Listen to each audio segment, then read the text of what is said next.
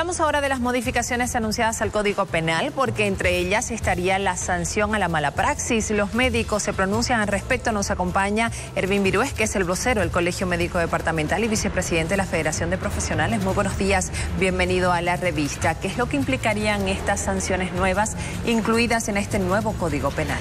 Buenos días, Gabriela. Bastante preocupados porque, mire, las modificaciones que están siendo analizadas en estas reformas del Código Penal no solamente implican las sanciones que aumentan en pena la práctica médica, la judicializan, la criminalizan, sino que también, y creo que ahí estamos de acuerdo, en la reparación de los daños que puede resultar de la práctica o de los resultados inesperados. Y más aún le agregan la suspensión del ejercicio de la profesión médica. Suspensiones que van por encima de los 5 años, es decir, condenan al profesional, lo meten preso, reparan los daños y más encima le cohíben la libertad del derecho al trabajo.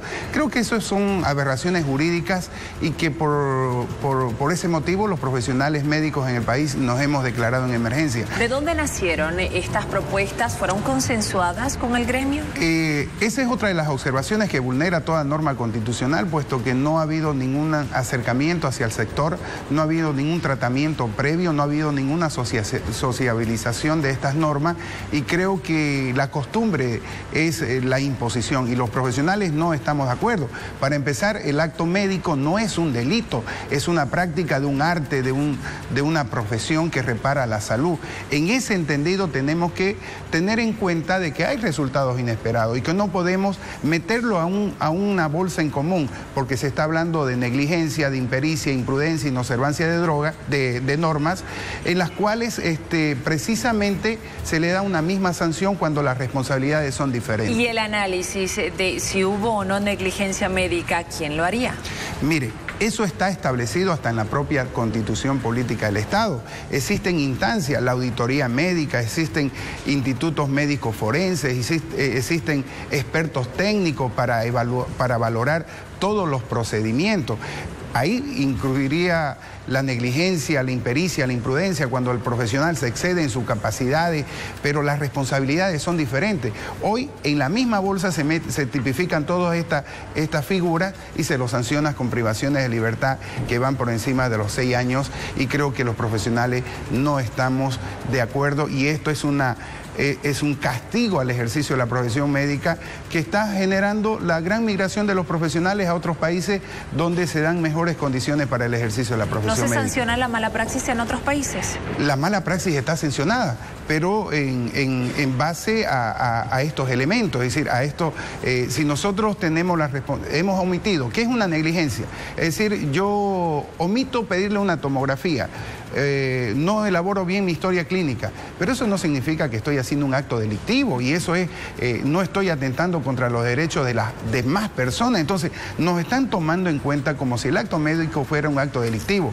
Fíjense que en el resultado, porque la medicina es un ejercicio de medio y no de una práctica de medio y no de resultado, nadie valora la negligencia familiar. Existen pacientes que saben que están enfermos, que tienen problemas, por darle un caso, de cálculos en la vesícula y esperan las complicaciones para acudir al médico. Esto pone en riesgo no solamente a la institución, al médico, las complicaciones son más frecuentes. Entonces hay una serie de condiciones o de condicionantes que hay que tomar en cuenta antes de elaborar una norma que simplemente penalice. ¿Y los médicos tienen una contrapropuesta para esta norma? Nosotros hemos presentado, el Colegio Médico de Bolivia tiene elaborado una norma que no hace más que hacer una legislación, analizar la legislación comparada, lo que se hace en otros países.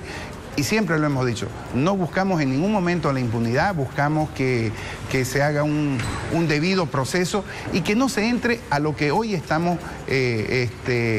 sometidos a la clase médica, a la extorsión de un aparato judicial que desde un inicio nos ven con dolo, como si hubiese intencionalidad de hacer daño a la persona, como si fuera un delito común y nos tratan peor que un delincuente. Profesionales que están sometidos a este mecanismo de extorsión. La semana pasada hemos tenido el lamentable caso de un médico que no soportó esta presión extorsiva de malos administradores y tuvo que asumir otras determinaciones y perdió la vida. Entonces, creo que no es correcto, no es justo que los médicos estemos sometidos a estos mecanismos extorsivos de malos administradores. Hemos conversado con el Procurador General, con el Fiscal General del Estado, y todos son conscientes de que los médicos estamos sometidos a este proceso, a un mal debido proceso que genera mecanismos extorsivos. Nos mantendremos atentos a las acciones que se tomen en torno a este tema. Muchas gracias por la entrevista. Continuamos con